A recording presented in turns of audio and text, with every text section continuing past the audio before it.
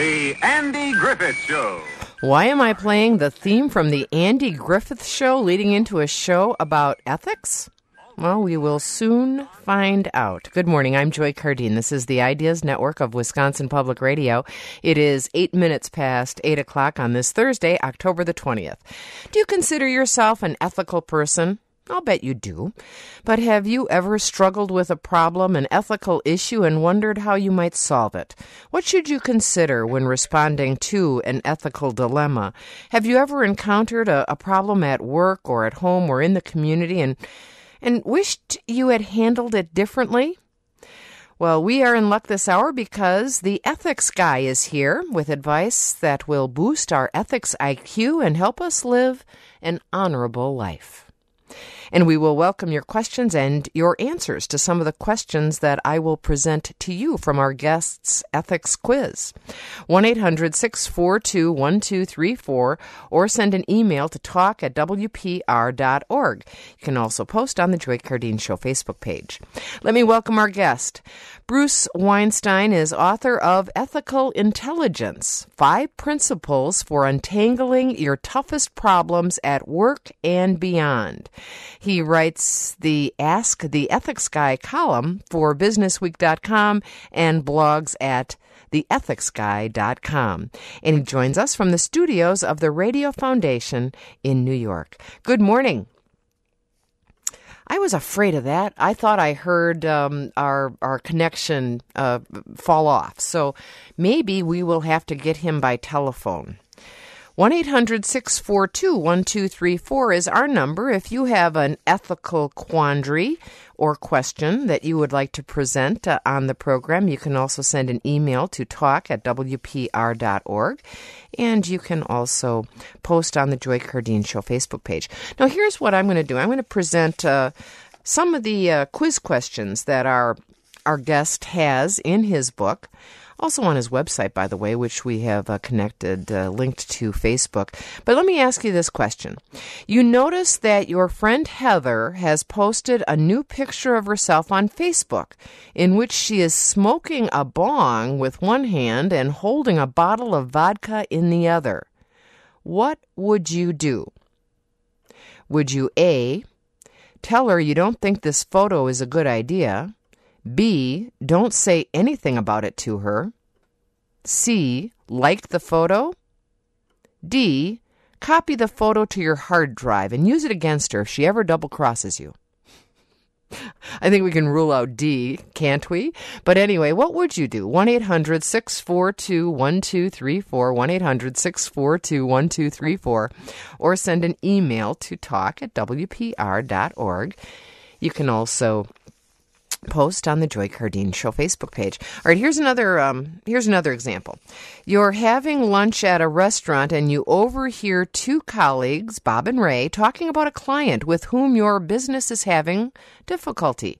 They mention the client by name as well as the specific information about the problem.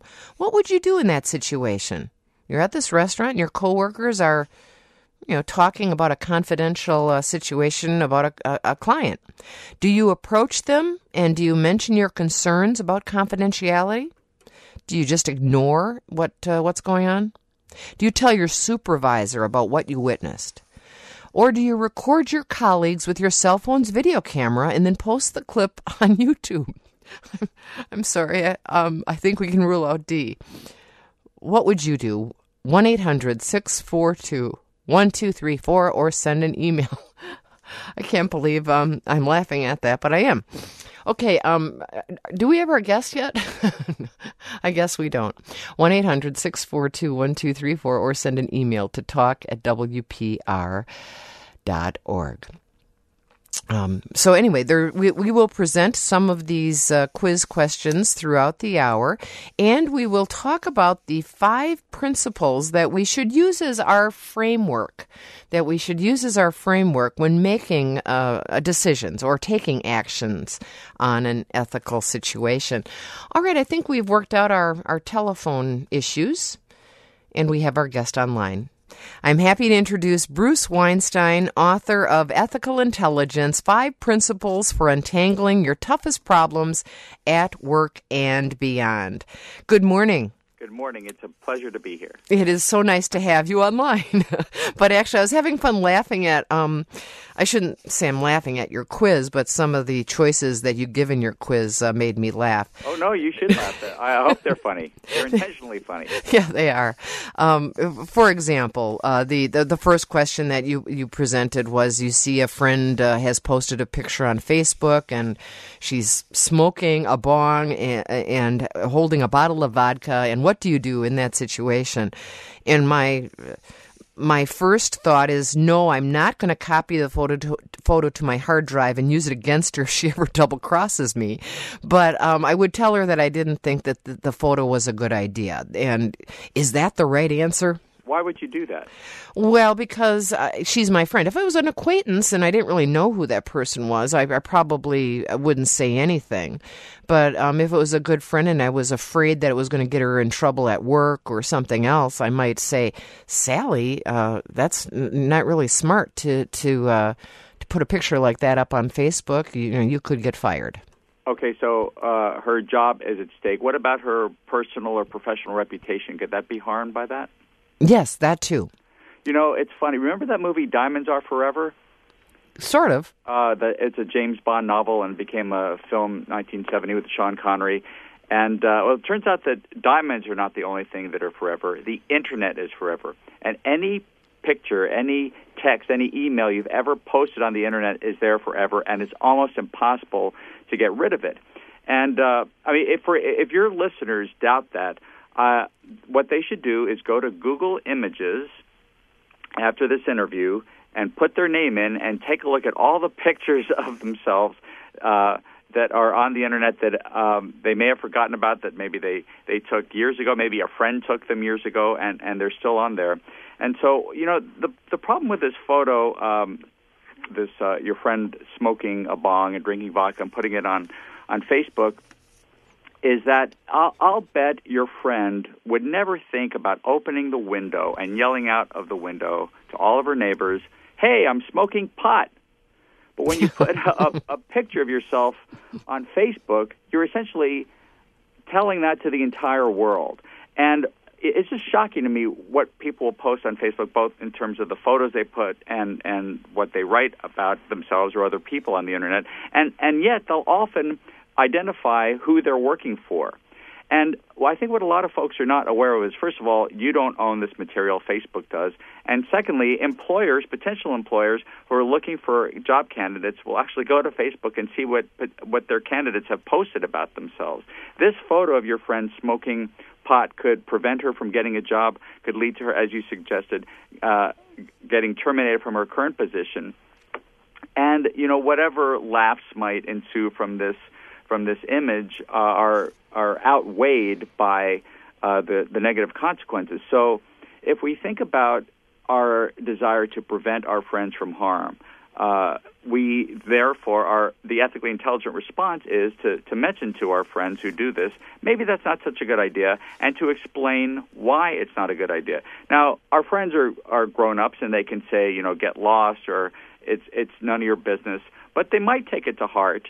And it's certainly a more ethically intelligent response than doing nothing. Yeah. So let's say it's not a close friend, just some acquaintance or something, and I choose not to say anything about it. Am I doing the ethically incorrect thing there? Well, let me ask you this. How many friends do you have on Facebook? I don't know. Some of the friends are coworkers or news sources and that sort of thing, so they're not all close personal friends. We can think about our obligations to other people in terms of concentric circles, and if you think of yourself at the center of these circles, and your closest friends, your closest family members at the next level, and radiating outward are people in our lives we may not know particularly well, and as we go further and further away from the center of the circle, they're total strangers.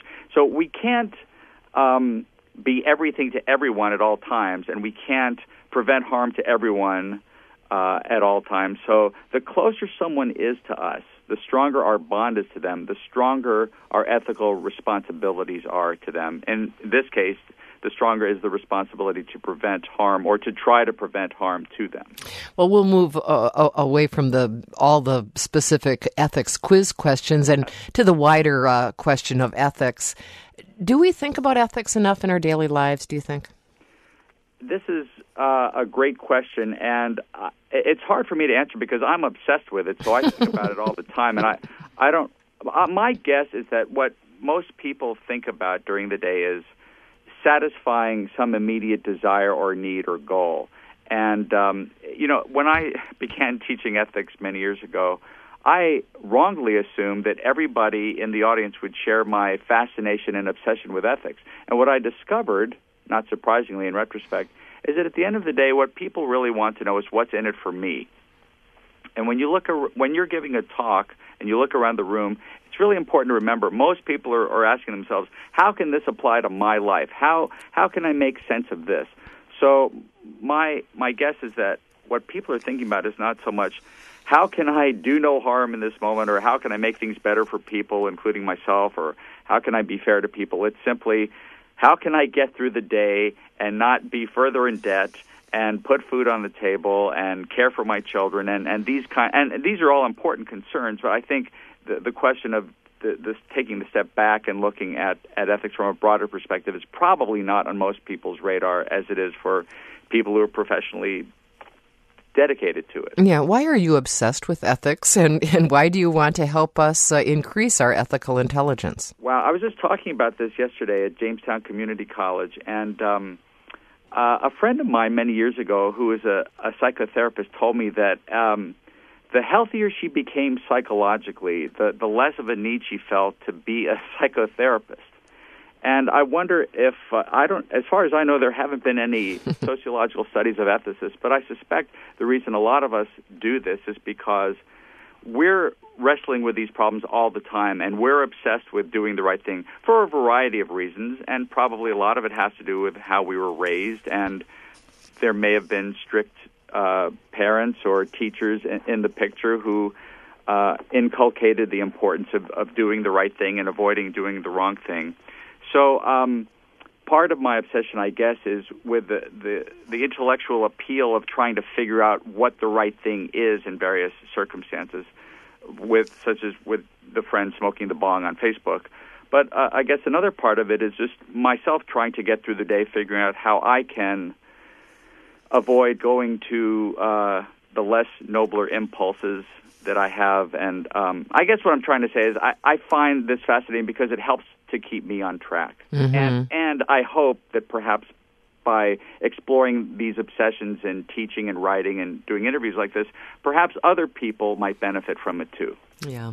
Well, you do lay out 5 principles that we should use as a guide, a framework in making our ethical decisions, I guess. And the first one is do no harm. Why don't you explain how we might come to that decision, do no harm? Well, we think about.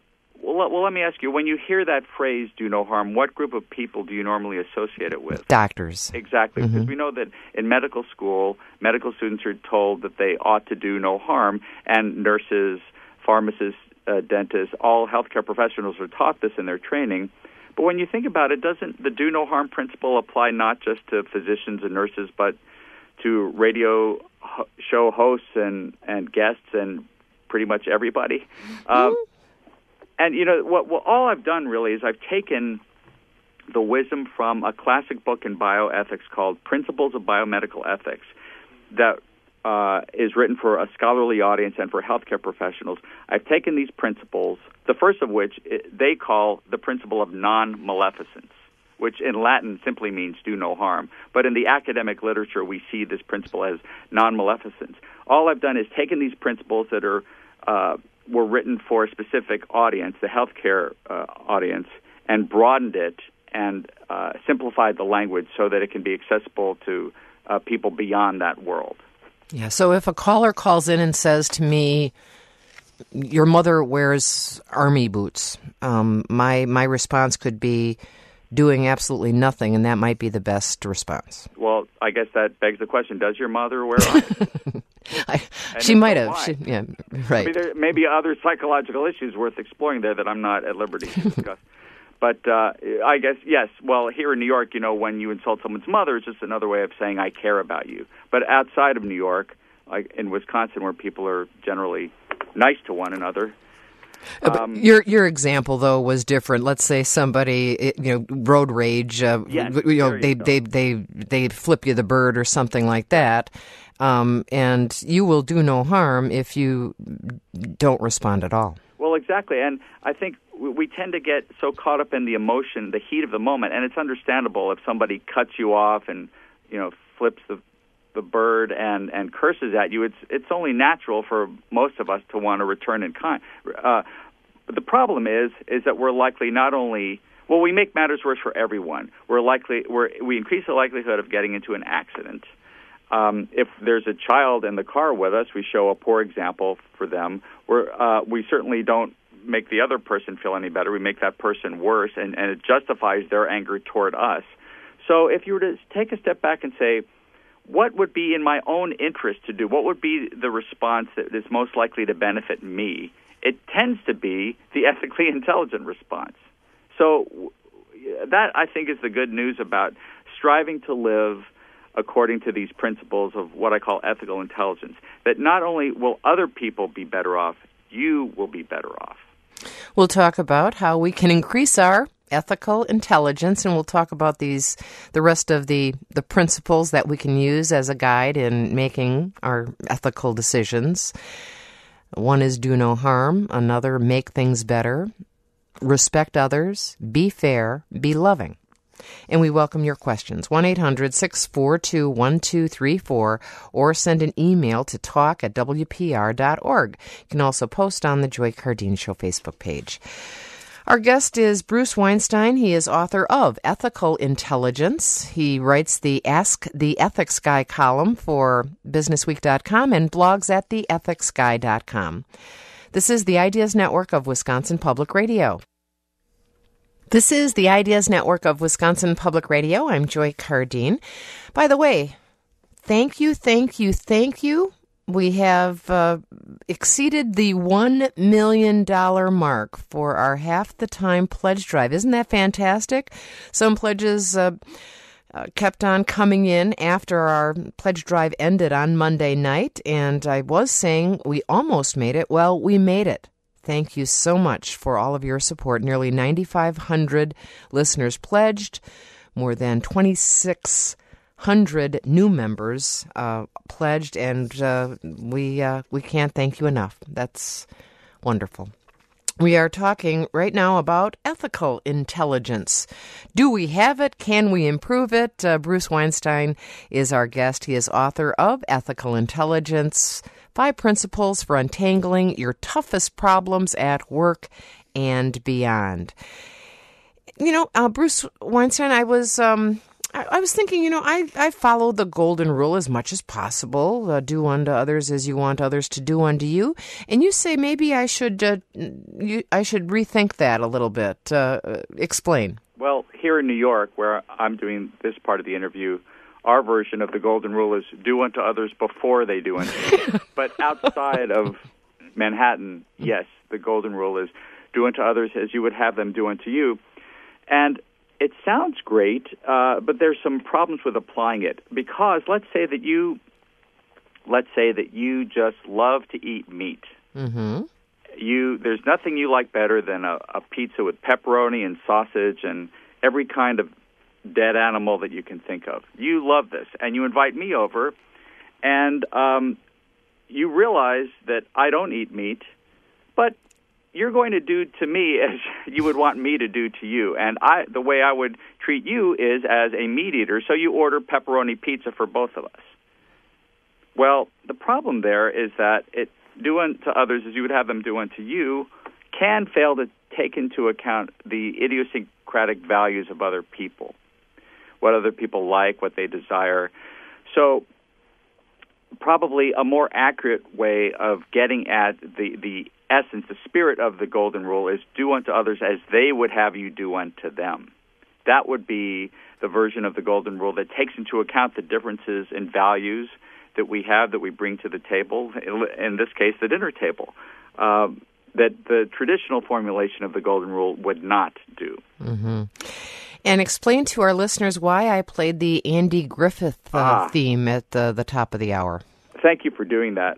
Well, I think the obvious reason is because it's the greatest television show of all time, and there'll never, ever be a show as good as this show in all possible senses of the word good. Do you remember that scene in Billy Jack where Billy Jack's about to do some violence to the bad guys?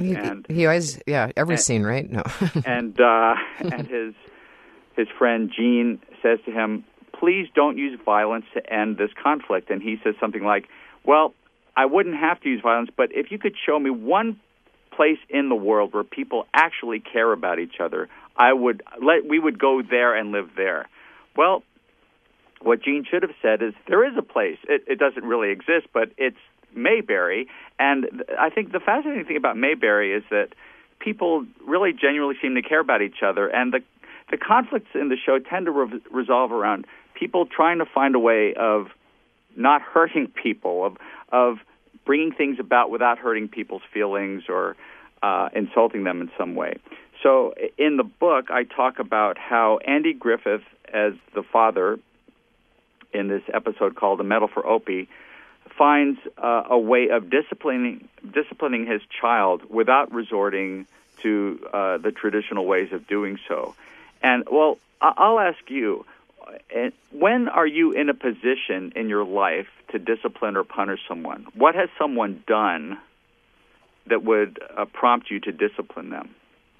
Well, I don't have children, so that is not one of my situations. I used to be a supervisor, and sometimes you have to discipline employees.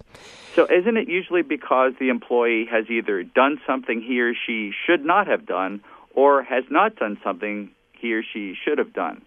And right. So what's the natural response when you're managing someone and they don't do something they should do, or they're not doing something they should do, they've done something they shouldn't have done? What's the natural response? The natural response is you're irritated by that. Exactly. And sometimes we're not only irritated, we're angry, we're boiling with rage. And that can be understandable. In the Andy Griffith episode, Andy becomes upset because his son does not show himself to be a good sport when he loses a race and doesn't congratulate the winners. And Andy's response is to evince anger, but to channel it in such a way so that the goal is to help his son get back on track. And I use that, and actually I show that clip to audiences as an example of how to punish someone with ethical intelligence. Andy doesn't use that term, of course, but what he's done is he has not let his anger control him. And there's a wonderful saying that I quote in the book: he who angers you controls you. When we punish or discipline someone out of anger, it's the emotion doing the talking, and it does not necessarily lead to a fair outcome. Yeah, and so what Andy did instead of lashing out in anger? What he says is to his son, because his son refuses to be a good sport and go back and congratulate the winners, he says, all right, if that's how it's going to be, that's how it's going to be. But I want you to know one thing. I'm disappointed in you. Now, if that show were written today, the next scene would be Opie practicing really hard and ultimately winning the race that he lost at the beginning of the episode. But the writers of this show were smarter than that, and they realized that doing that would undercut the message, which is to show how to properly discipline a child. So the last scene of that episode shows Opie going up to his father at work and sitting on his father's lap and putting his arms around his dad and saying, "Pa, I don't want you to be disappointed in me." And they hug each other, and you know that Opie has been forever changed by this. We don't see him run any more races, but we know that he's going to take Andy's message to heart, that it was through care and compassion and a restraint of the impulse to be angry that led to Opie's change of heart. And it's brilliant. And in fact, the Andy Griffith Show, this episode is in black and white, and it's very slow, and there are not a lot of MTV-style rapid cuts. And I wanted to show this recently to a group of 8th graders. And a producer friend of mine said, Bruce, that would be like when you were in school, someone showing, Al Jolson or Charlie Chaplin movies to you. Well, actually, I liked Charlie Chaplin when I was 10, but his point was well taken. But I wanted to try it anyway to just see. I think the show is so powerful, and the lessons are still so relevant. I'll bet they'll be captivated. And you know what? These 8th graders were sitting on the edge of their seats watching this thing, even though it was slow, it was in black and white, but the characters were so richly developed, and the lesson spoke to them so strongly that it was wonderful to see this. So this show, and it's almost 60 years old, still speaks to us. Our guest is Bruce Weinstein. He is author of Ethical Intelligence, 5 Principles for Untangling Your Toughest Problems at Work and Beyond. And we welcome your questions for him. Maybe you have an ethical quandary that you'd like to run by the ethics guy. Maybe you have a question. We welcome it. Our first caller is Dave in Rockton, Illinois. Hello, Dave. Hello there. Thanks for taking my call. First, let me say this is a fabulous show. I may have had a similar upbringing to the guests. I'm constantly obsessed with doing the right thing. Way to go, Dave. You made a comment earlier about the golden rule, and I may have missed part of the discussion while I was on with your screener, but the original statement of the golden rule goes back to Hillel, and it was not originally put, do unto others as you would have done unto you. Originally it was, do not do anything to others that you would not want done to you. And the distinction is the difference between something that's really not possible to always do and something that is. Well, let's say, Dave, that I'm a masochist and I would not want you to treat me kindly. I love pain. And I'm not just saying that because I live in Manhattan. I love pain. I want you to treat me, I want you to inflict pain on me, and I do not want you to be kind at all. How would Rabbi Hillel respond to that? I have no idea. In fact, I'm glad you mentioned Hillel because there is something else that he said that it really does speak to ethical intelligence. If I'm not for myself, who will be? But if I'm only for myself, what am I? And this statement from Hillel, I think, captures the difficulty of leading an ethically intelligent life because we're constantly pulled between the extremes of self-absorption and being selflessly devoted to the well-being of other people. So ethics tends to be talked about in terms of what we owe to other people, and yet, as I take great pains in this book to show, ethical intelligence also has to do with how we treat ourselves. So, for example, if you wake up with the flu, it's not only potentially harmful to other people if you were to drag yourself to work or go to school with the flu, it's not a kind or compassionate way to treat yourself. So the ethically intelligent life honors our obligations to other people as well as to ourselves.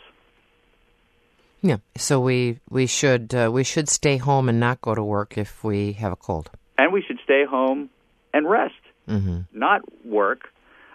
Stay home, and of course, what could be better in bringing you back to health than watching episodes of the Andy Griffith Show? Or whatever you like, you like. I don't get a cut, by the way, in the residuals. I just happen to, love this show. That was the one question that I fudged on your quiz a little bit because I know the right answer is stay home and rest, not go to work and try to avoid people so you don't give them your germs. But sometimes at this job, it's hard for me to call somebody up at 3:00 in the morning and ask them to fill in for me. So I end up trudging myself in anyway. How about going to work but socialize only with the people you don't like? That's a good idea. That's easily done. That's the best of both worlds. We'll go to another call. Dave in Oostburg. Hello, David. You're on the air. Good morning. Thanks for taking my call. This is a great subject and something that I've not struggled with personally being ethical, I don't think, but have had a lot of unethical things happen to me, I think. I had one quick example. A common thing I've seen in the business world, production, manufacturing, is, for instance, a buyer maybe sandbagging the cost of an item and then bringing it in at a lower cost later, because everything in the business world is based on numbers, put it on paper. And I guess my question or my thought that I would put forth is the reason I think unethical things keep happening is there is, and this is mainly focused towards the business side, there's no repercussions from being unethical unless it's a major issue, a legal issue. Most managers, I think this kind of goes to your previous point, most managers just want to make themselves look good, and there are no repercussions unless it's a major issue that would affect the business overall. Do you agree, Bruce? Well, there are repercussions in the long term, and perhaps, David, what he's getting at is our obsession with short-term benefits, short-term gain, and clearly there are short-term benefits to be had by leading an ethically unintelligent life or running your business without ethical intelligence. But in the long run, it eventually catches up to the business. And we've seen this in the real estate industry. We've seen this in accounting. Just ask Bernie Madoff. For 20 years, he was living high on the hog, but then his Ponzi scheme caught up with him. So eventually, if you take a long enough view, there are negative consequences to leading an ethically intelligent life. And this is why when businesses wonder, why should I bother running my business according to these principles? One of the right responses is because it's good for your business to do it. And it seems sad in a way that we have to speak in such self-centered terms. I mean, isn't the reason to treat customers fairly because it's the right thing to do? Well, in part, yes, but also it will be beneficial to your business in the long run when you do that. If you outsource customer service, you will get enough disgruntled customers who will turn away from you. I will no longer do business with companies, if I can, that outsource customer services to countries where it's very difficult to understand what people are saying on the phone. And I talk about this in the book because it seems like a racist thing to suggest, but it would be just as problematic to have a customer care associate in the United States who isn't particularly articulate and for whom it takes 3 or 4 times repeating the question to understand what they're saying. So outsourcing customer service is ethically unintelligent because it disrespects customers. It makes it difficult for them to be understood and to understand what is being said. And ultimately, it is bad for business. I realize we didn't give the answer to the second question of your quiz, your ethics quiz that I mentioned at the top of the hour as we were trying to establish our connection with you. And that was the one where you're at a restaurant and you see 2 coworkers and overhear 2 coworkers talking about a client and divulging confidential information about this client. And the question was, what do you do? What do you do?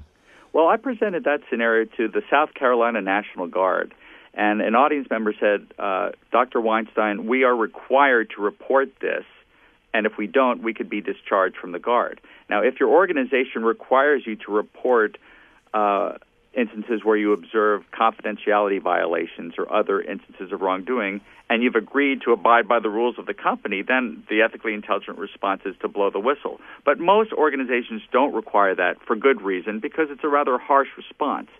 Doing nothing, however, is too lenient a response. And I was asking some students about this yesterday, and one said, I just don't want to get involved. And sadly, that response is one that's held by a lot of older folks, too. If you care about preventing harm to your organization, to clients, I mean, let's say that you work at a bank and your colleagues are talking about a client and they mention the client by name.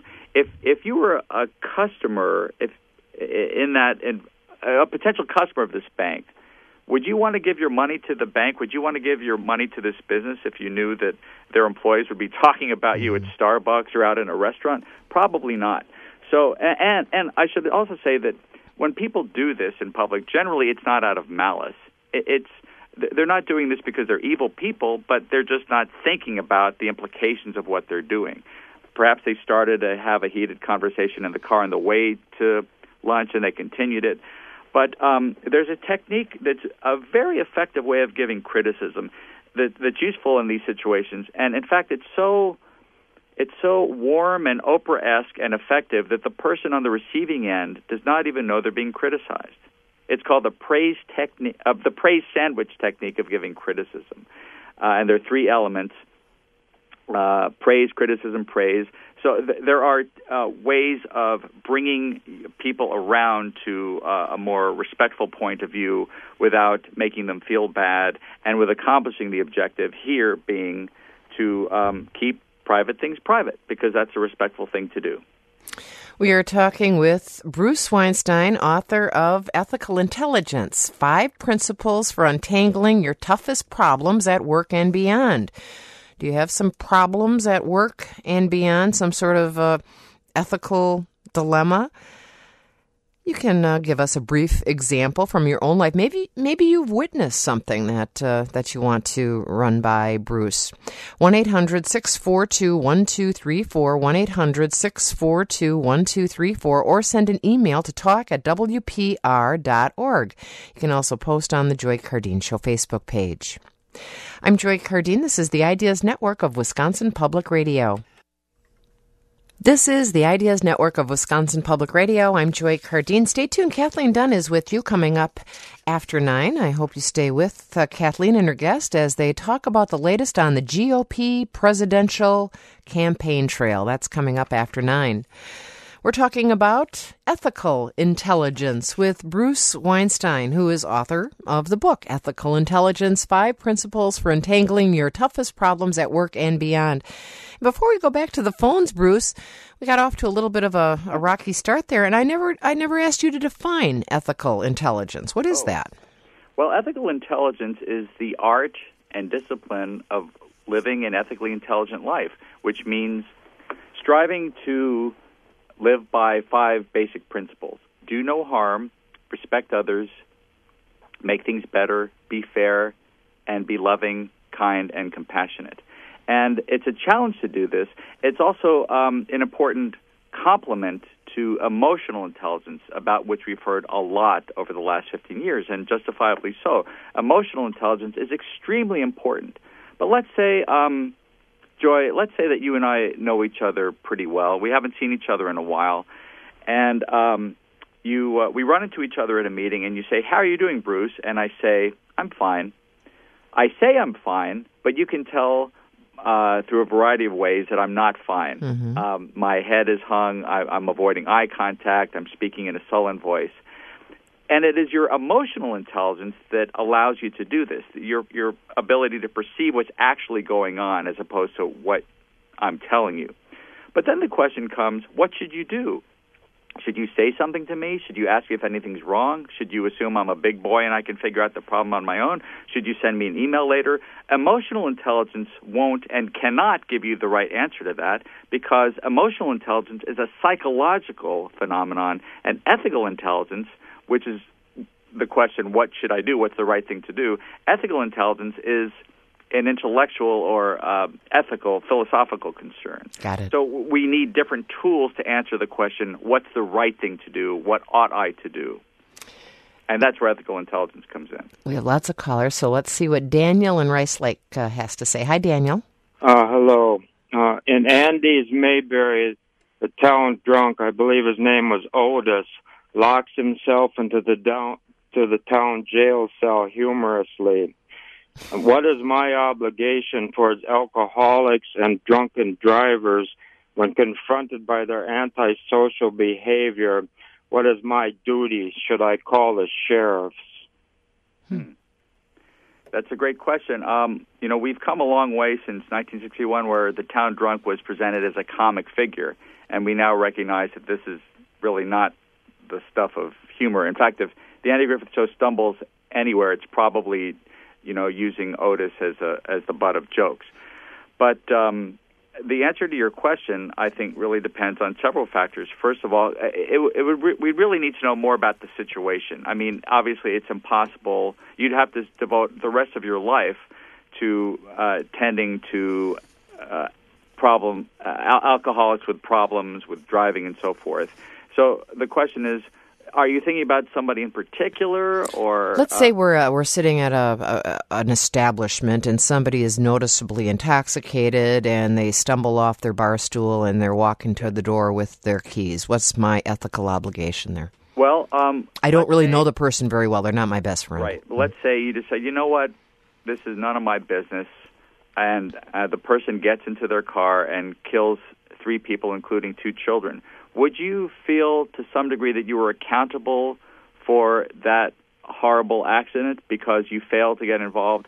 I think the answer is yes. One would feel accountable, and rightly so, because you were in a position to prevent harm to someone else without really taking much effort. It doesn't really require much. You wouldn't have to actually take the keys away from them. You could call them a cab. You could get management involved. But doing something rather than nothing is the ethically intelligent response, because you're in a position to prevent harm to other people, and it takes relatively little effort to do that. Yeah, if you're walking by a lake and you see someone drowning and you can't swim, then it would be foolhardy to try to get in there and save the person, because then 2 people could die. Yeah. And if Daniel was driving behind somebody who seemed to be weaving all over the road, the ethical thing to do would be to call the police and report that. And in fact, there was a wonderful documentary on HBO this summer called What's Wrong? There's Something Wrong with Aunt Diane, about someone who was doing just this on the Long Island Expressway, and the documentarians play, I think, 20 different recordings of people on the highway who called 911 and gave a description of the vehicle and where the vehicle was and what was happening. And you hear these concerned citizens who were taking the time to do this. Now, whether they were themselves putting people in harm's way by driving and talking on the cell phone is another issue. But there are ways of notifying the authorities in this case without endangering yourself and in calling attention to somebody else's dangerous behavior. Great question. Thanks, Daniel. Jonathan in Milwaukee is with us now. Hi, Jonathan. Hi there. Hi. I've got a question concerning when the ethical right thing to do could have adverse repercussions. To it, I work for a company where I know the president of the company is evading taxes and taking money and putting it in his pocket, and I really want to call the IRS on him, because paying taxes, I think, is the right thing to do, the ethical thing to do. And yet, if he's caught and the company goes under, I'm out of a job. Yeah, that's a tough one, huh, Bruce? Well, would it necessarily be that straightforward that if you were to contact the IRS and put them onto this crook, if that's indeed what he is, that the company would necessarily go under? Is that necessarily the case? So I guess I'm worried to find out. I wouldn't know if that would happen or not, I guess. Well, there are all sorts of ways of bringing other people in. But then I guess the question is, if you do nothing, how might this harm you and your reputation to remain at a company that's run by a crook? Well, sure. I mean, if I'm going for another job and people hear about it, they might paint me with the same brush.